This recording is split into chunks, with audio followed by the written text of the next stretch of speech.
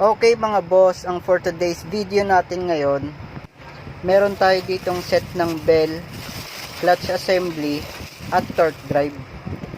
Ayan, chinek ko na muna yung pyesa na iniwan sa atin ng tropa.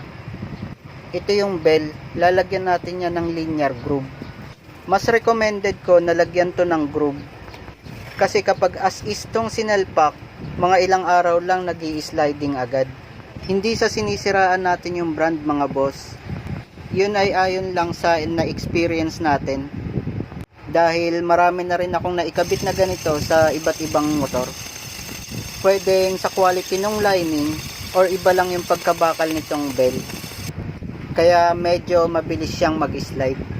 Ulitin ko lang mga boss, yun ay ayon lang sa mga na-experience natin, dahil nga ilang beses na tayo nagkabit ng ganito. Ayan, tapos na nating malagyan ng linya